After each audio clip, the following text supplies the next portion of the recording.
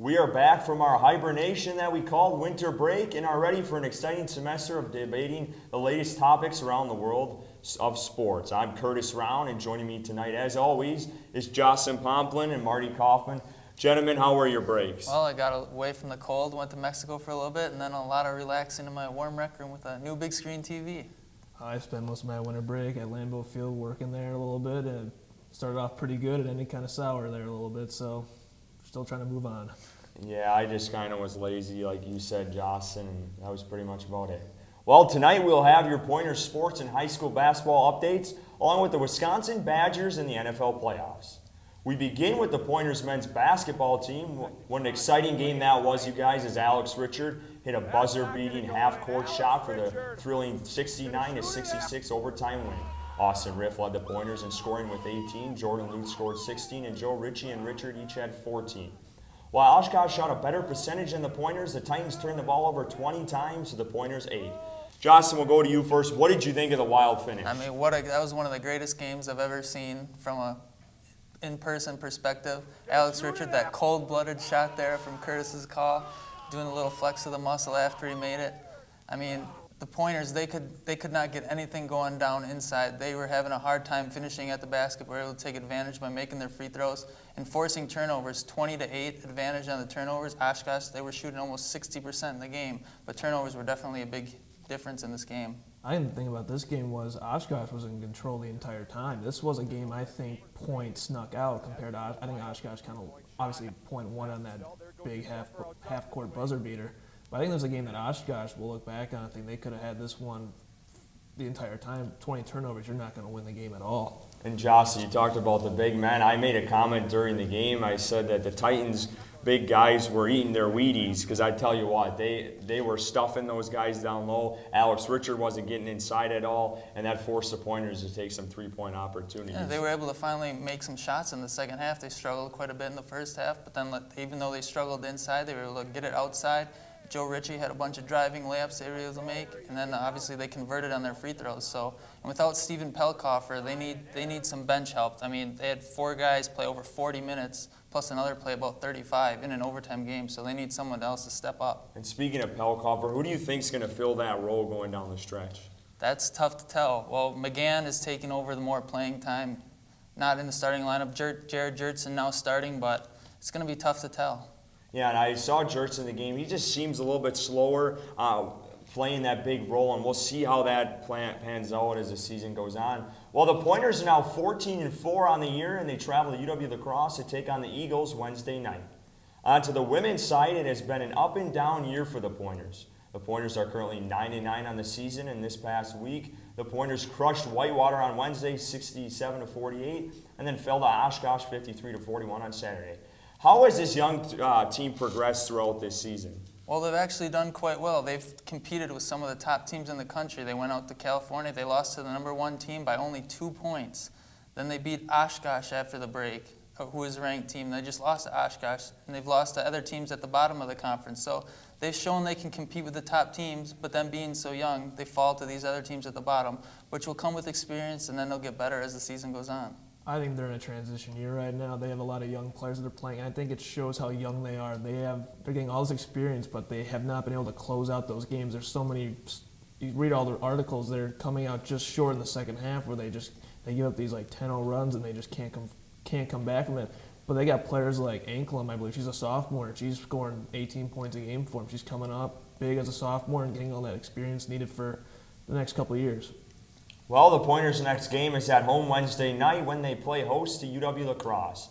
Moving on to some hockey now, the Pointers men's hockey team traveled to Superior this past weekend for a doubleheader with the Yellow Jackets. Pointers came away with a sweep following 4-2 and 9-4. Elliot Grauer tied a school record, scoring just 10 seconds into the game in the 9-4 victory. 7 Pointers were able to score in the game. The Pointers have had some big wins this year, but also have had some bad losses. How do you see the rest of the year shaping up for them, Jostun? Well, I think they have a good chance to win the WIAC conference. Right now, I think they're in first place. Like I said, they've had some good games. They beat St. Norbert, the #1 team in the country, on the road. They've beaten other top 10 teams, but yet they go on the road and lose to teams like St. Olaf and Hamline, 2 bad losses. So they need to shore their act up together, and they need to be consistent the rest of the year in order for them to make a run in the tournament. You say they can win the WIAC. I think they can win it all this year. I think they got so much talent from last year that's still there. They got 8 players in double digits in points. And you have 8 guys like that, you can rely on anybody any night. And also, too, with the goaltender and Jagger, the key to winning in hockey and deep into the season is you have a hot goaltender. And this guy has had that previous experience of being that hot goaltender. He's been that guy for him. I think this team can win it all, and they're going to start playing their best hockey coming up. Yeah, and I think Brooks will coach them up to be consistent down the stretch, and they like you said, they could be contending again. Well, the Pointers return to the ice this Saturday when they host Bethel for the Put to Check to Cancer Night. So make sure to come out and support this great cause. Now on to women's hockey. The Pointers fell to River Falls 3-2 on Friday night before skating to a 2-2 draw Saturday afternoon. The Pointers gave up a goal within the first minute of each game and also were outshot in both games, forcing them to play much of the game on defense. What is your take on these games, and how are they going to pan out for them as the season goes on? Well, like you said, they gave up, I was working stats in these games, they gave up 2 goals, one on Friday night in the first minute and another on Saturday in the first minute of the first period. You just can't have that if playing against good teams like River Falls. You have to get out to a hot start, and then they had penalties, so they were forced to play defense the whole time and just couldn't get anything going on the offensive end. Yeah, that's a recipe for a loss right there. You're making all the mistakes, and they're taking advantage of them. I think this team would probably win the WEAC tournament. They made it to the tournament last year, the national tournament, on a bid. I don't know if they can get that national bid this year, but I think they have a chance of making the national tournament. Well, the Pointers next host UW-Eau Claire Saturday afternoon. Well, we will be right back after a short commercial break to talk about Wisconsin Badgers and also high school basketball. Don't have a television? Don't worry. SPTV is available on demand at uwsp.edu/SPTV. Find your favorite shows on our website, plus links to all of our YouTube content. Stay up to date with SPTV news that includes information about campus and community happenings. And don't forget to like us on Facebook. We're SPTV-UWSP Television. SPTV. Let's make media together. Don't let the snow and cold get you down this winter. The frozen tundra outside may keep you indoors, but here at SPTV, we'll still be getting you the best news, sports coverage, and entertainment that you need. Don't freeze your fingers and toes off to find out what's happening around campus. Stay warm, everyone. Welcome back. We resume with boys high school basketball. While the Pacelli Cardinals may only be 7-8 on the year, they have the state's second leading scorer in James Gollin at 30.9 points per game. Gollin is the youngest brother of the Pointers men's basketball assistant coach Jacob Gollin. The next game for Pacelli is Friday night when they host Iola Scandinavia. Also in boys basketball, the top-ranked Spash Panthers remain undefeated at 15-0. The team is led by Trevor Anderson and Sam Hauser, 2 of the top juniors in the state. Freshman Joey Anderson has already broken the record scoring in his school and now the city's scoring record. The Panthers hit the court Friday when they host Marshfield. And Jostun, we were just talking about these 2 guys, Anderson and Hauser. They're unbelievable right now. They're 2 of the top recruits out of the entire state in the class of 2016. Anderson is a scoring machine, over 22 points a game. Hauser at 18. They're only juniors, so they're going to be back next year, and they're undefeated, #1 team in the state, Division I. They got something good brewing this year. You know, and I did highlights last semester, and I saw Hauser. He was swatting balls left and right and slamming them down. It was just amazing. Well, let's move on to the Badgers basketball. The 5th-ranked Wisconsin Badgers men's basketball team crushed Iowa 82-50 last week before defeating Michigan 69-64 in overtime. Frank Kaminsky continues to lead the Badgers as they improve to 18-2 on the year and are in sole possession of first place in the Big Ten. What have they done that has made them so good this year and so successful? Well, one of the things that they're so successful is the offense that they run. Every player is interchangeable in their offense. The bigs can step outside and hit the threes. The guards can go inside and play the post. And Frank Kaminsky is one of the best players in the country, averaging about 17 and 8 per game, which makes them hard to beat. I agree with Jostun. I mean, they ran the system last year with them. They made it all the way to the Final Four. Why change things? They have almost everyone back. They lost one guy. They don't need to change anything, and they, like Jostun said, all the interchangeable parts. You can have, this team is about 8 men deep, I think, and maybe even more deeper. They can have anybody come off the bench, and it's showing right now with guys getting injured.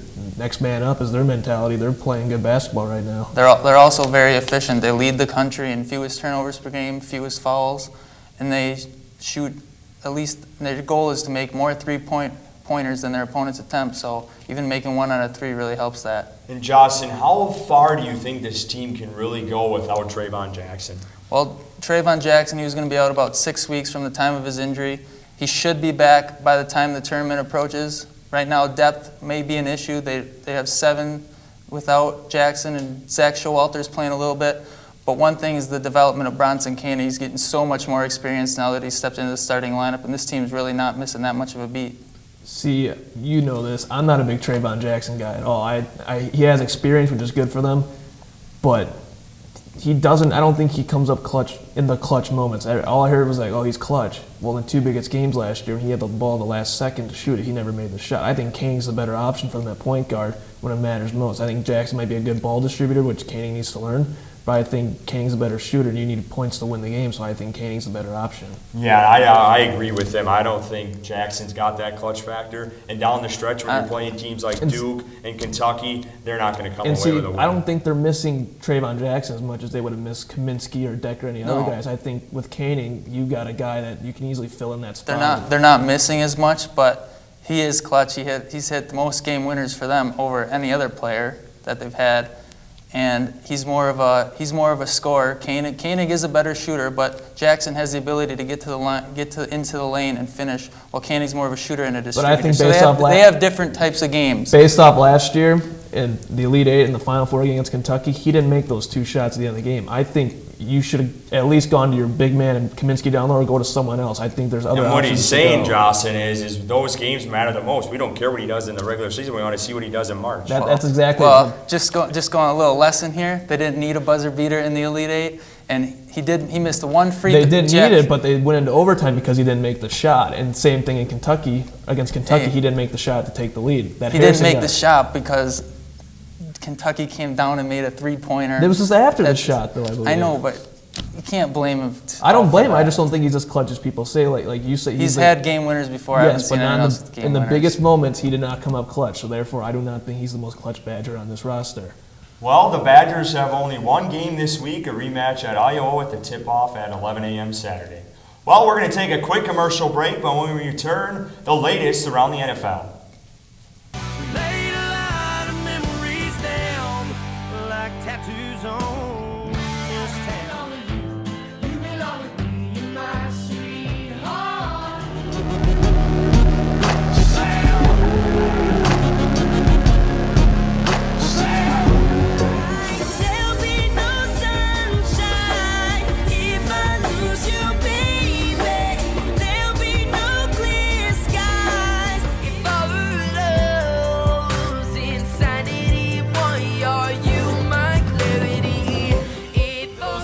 All of the music's here on PMTV Late Night. Catch PMTV running all night long only on SPTV. Let's have a party. Let's have a party. Stand by camera 1. Coming in on camera in 5, 4, 3, 2, 1. Take camera 1. SPTV News serves Stevens Point, the largest city in Portage County and home to 26,000 people. SPTV News covers campus, local, and national news, as well as local sports and entertainment. Melissa Mitrovic will present you the latest in Point news. Tune in to Charter Channel 983 or visit our YouTube channel. SPTV News, pointing to you. Now on to the NFL. As you guys have seen the past few days, Josh Gordon yet again failed another drug test, and it looks like he'll be suspended another year. Just one of the best receivers in the NFL, a lot of talent, and he's just wasting it away. Who knows what's it going to take for him to get his mind on straight, but at least he's got that car salesman job waiting for him. I mean, pretty tough situation for him. He's had a lot of problems. I think the surprising part about it is the fact that he couldn't drink alcohol. It wasn't drugs, it was just alcohol, which, I mean, these are grown athletes, you know, they're going to drink sometimes. It's just how much of an alcohol problem did he have, too, along with the drug problem he had. So that was kind of the shocking part. It wasn't like marijuana or any other drugs, it was alcohol. You know, and this guy's been in trouble since in college and it transferred to the NFL. He's been on a leash. He just needs to get the hell out of here. That's just my take on it. He's a good athlete, but he doesn't belong here when he keeps failing all these tests and whatever. It's been a problem in college. It's been a problem in the NFL, and it's clearly not changing anytime soon. Well, let's go on to the conference championship games these past weekend, or the 2 weekends ago, I apologize. We got the Deflate Gate, the Pro Bowl post-experiment, and also a Super Bowl preview. Let's go to the NFC Championship game first. It looked like the Packers were all well on their way to Super Bowl 49 until the last 5 minutes, that is. Green Bay led 19-7, and Seattle's only touchdown came on a fake field goal. The Packers were forced to go 3-and-out after Russell Wilson's 4th interception. Then Seattle scored 1 touchdown, got the onside kick, and then scored the go-ahead touchdown. Mason Crosby was able to send the game into overtime, where the Seahawks won the toss, and then Wilson found Jermaine Kearse for the game-winning touchdown on a play-action pass. Let's go into that game. There was a lot that went wrong for the Packers. What did you think of the epic collapse? Well, I've heard a lot of people complaining about, and I've seen a lot of writers writing about it, is Mike McCarthy's conservatism. 5 field goals is not going to win you a game on the road at Seattle, especially when 2 were inside the 5-yard line, 1 at the half-yard line. And then late after the 1 interception by Morgan Burnett, he had plenty of room to run, but Peppers told him no. And then 3 straight runs, 2 went back. They all went backwards, and with the best quarterback in the game, they didn't try to throw it for the first down. So the onside kick, Bostic, you can't blame him entirely for the loss. He saw the ball. It was just instinct to go after the ball. You can't blame the loss on that. They just had too many small mistakes and just blew this one. I'll agree with you on this. It's not entirely on Bostic's fault, but he'll be remembered most for the biggest blunder of the game. You talk about the conservative play calling. At that time, I do not blame them for kicking field goals. For the last couple weeks in the end of the season, Tampa Bay stuffed on the goal line. Detroit stuffed on the goal line. They got a touchdown on 3rd and goal in Dallas on the opening drive too. Their goal line offense was not scoring touchdowns all year, and you need to get points in Seattle. It doesn't matter. Obviously, you can't kick 5 field goals, but you need points. And getting stuffed again at the goal line in Seattle against that defense with that crowd, they would have lost even more momentum at that time. So I do not blame the conservative play calling then. And then the last 2 drives with the possessions of the ball. The first drive they threw it to Corliss on 3rd down. That was the same play they ran against Miami and it worked. Except I think they threw it to the wrong side. They had a couple guys coming over across the middle on the left side, throw it there. And then the final drive they had the ball before Seattle took the lead. They ran it, I believe it was 3 times. And there was 2nd and 12 or 2nd and 14. That's where the conservative play calling was the problem right there. On that time, I think you throw the ball there and you throw it again to get the first down because against Detroit, New England, all year, they were running the ball. They were getting to close out games. That 4-minute offense, they did against Dallas too, but they were throwing a little bit more. I don't think they went to Randall Cobb on 3rd down like they usually do, and that might have been the key factor. They didn't do that. But I do not blame the play calling at the end because that's what they did all year to close out games. And this is the first time the offense did not close out a game this year, and when the defense needed to close out the game, they didn't do it. And Marty, you talk about Detroit and Tampa. What doesn't Detroit have that the Packers have? A pretty good defensive line, or a pretty good offensive line, and a bruising back. And that's a key for the factor of that field goal on the half-yard line. You pounded in with Eddie Lacy against the Seattle team, again, with a pretty solid offensive line. You have a pretty good chance you're going to pull away with a touchdown. And you know what? You're right, because you know what? The John Kuhn 2-yard carry is not working anymore. It didn't work all year this year at the goal line. He kept getting stuffed. He got stuffed in Tampa Bay. He got stuffed in Seattle again. If I can remember right, they've only really ran Eddie Lacy like once or twice on these situations, and they don't do it 3 times or anything like that. They don't spread them out and maybe run them up the middle. When they were bunched up, Seattle defense is going to clog up the middle like that, and they're going to get them because their secondary is going to go and hit them, and that's what happened. I think the goal line plays that John Kuhn need to stop. I think you got to go with Lacy, Kuhn can block. Lacy can power his way through as well, but I think it's time to get rid of the John Kuhn goal line play. Also, Rodgers not being 100%, that obviously wasn't helping them either. He didn't play. That He didn't play. wasn't a It wasn't a factor. problem, but he It doesn't have his doesn't- mobility. it doesn't help them. He didn't. It doesn't help them, right? I know he was only sacked maybe once or twice, but not being mobile, not being able to get out of the pocket where he makes a lot of his big plays, that really affects them. And I think, too, they were kind of smart.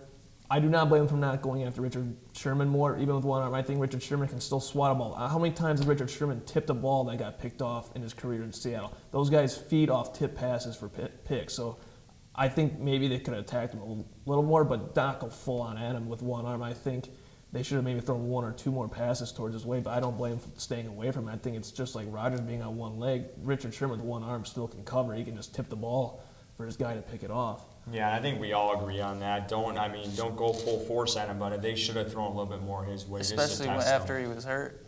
But I think it was just a total team collapse on this. Every single phase failed in the last 5 minutes. Offense did not get first downs when needed to. They drove down the field to get the field goal, which was fine, but they never got the ball back. Special teams, the fact that when they see Brad Jones on the field and they know they're running a play because Brad Jones is on the field, that's just terrible. That's bad special teams right there. And to not know they're running a fake too, 16-0, it's going to be 16-3. It's not going to make a difference if they get a field goal there. You got to be prepared for that. Well, let's move on to the NFC Championship game. It was all New England as they rolled over the Colts 45-7. LeGarrette Blount rushed for 3 touchdowns to lead the Patriots. What stood out in this game, Jostun? Well, Indianapolis, they didn't show up after going out to Denver, winning that game. Andrew Luck, what happened in this game? Only 7 points, couple interceptions. They just got run over by LeGarrette Blount. I think New England just has Indianapolis' number. It doesn't matter if it's Peyton Manning or Andrew Luck playing quarterback.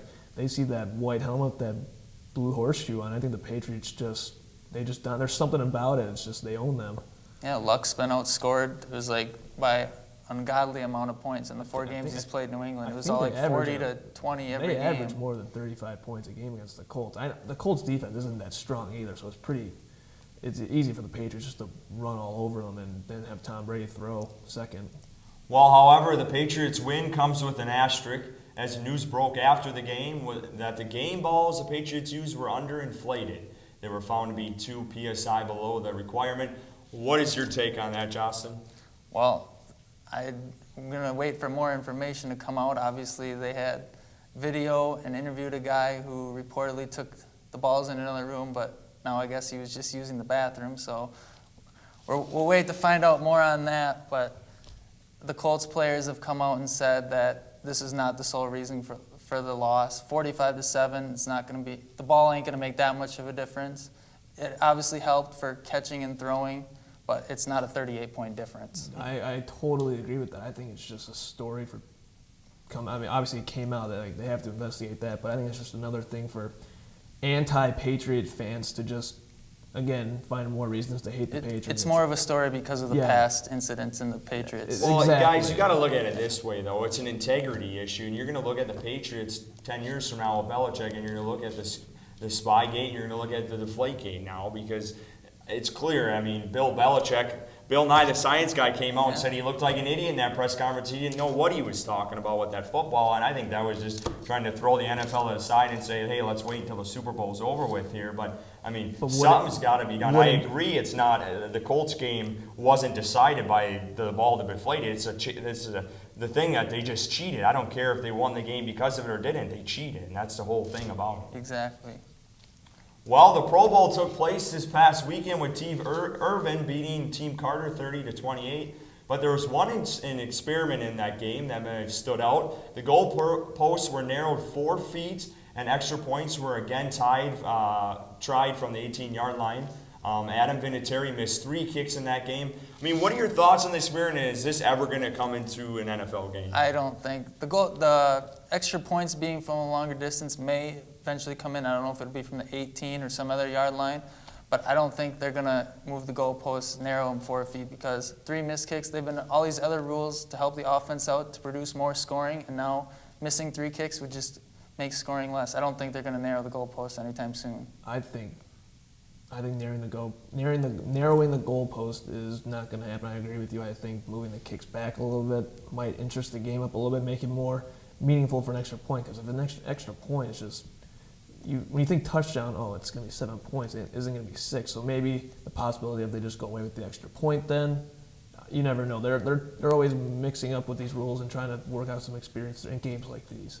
Well, last but not least, our Super Bowl preview. The week is finally here. The New England Patriots take on the defending Super Bowl champion Seattle Seahawks at the University of Phoenix Stadium in Glendale, Arizona. What are some of the keys to the game, and we'll go into that first. Keys to the game. Obviously, Seattle's going to want to run the football. That's what they do best. Marshawn Lynch, beast mode. Then they run that read option with Russell Wilson. He can't have as slow as a start as he had last week against Green Bay. He needs to come out much better than that. And the defense, Legion of Boom, they just need to find a way. They've been saying Gronkowski's just okay, so we'll see if they can actually shut him down. I think for the Patriots, you need to make Russell Wilson throw the ball. You saw what he did what the Green Bay secondary did to him, and I think the corners of Revis and Brown are better than the Packer cornerbacks, and I think they're physical just like the Seahawks, and their wide receivers aren't as strong as other wide receivers in the league. I think that's the key, and obviously you have to stop the run then to make Russell Wilson beat you with his arm.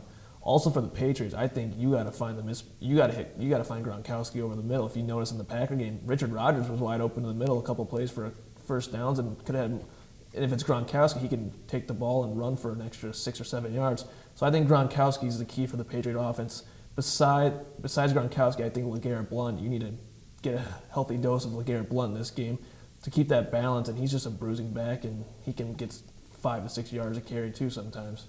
You know, I don't think Gronkowski's going to be as much as a factor, and you guys will call me crazy on this, but they're going to swarm him like crazy because who do they have besides Gronkowski? The Packers had Cobb, Nelson, Devontae Adams to worry about besides terrible Richard Rodgers. So when you go into that game, they're going to target Gronkowski, and you're going to see a guy like Edelman or a guy like Amendola that might have to show up, or Brandon LaFell when it comes down to crunch time. But that's the beauty of Bill Belichick, and he just comes up with a different game plan every week, so we don't know what they're going to do. So that's.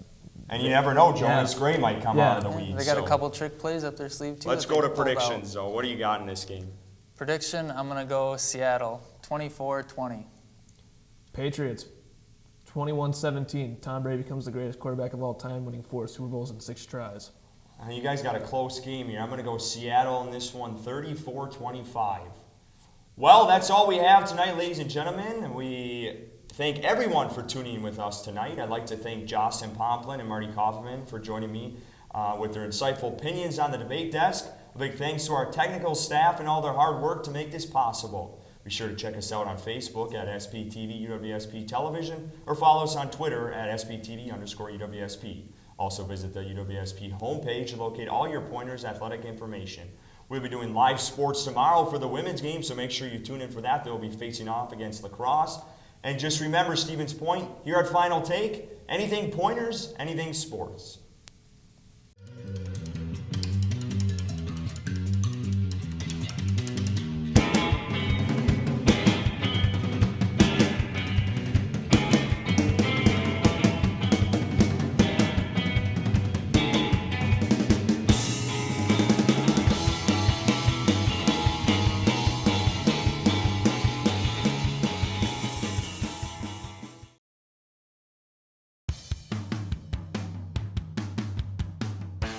Are you interested in pursuing a career in animals or just looking for a way to help preserve wildlife?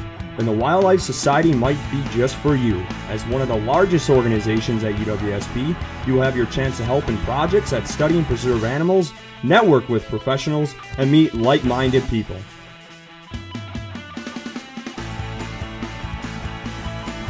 Join us Tuesdays at 5 p.m. and join the Wildlife Society today.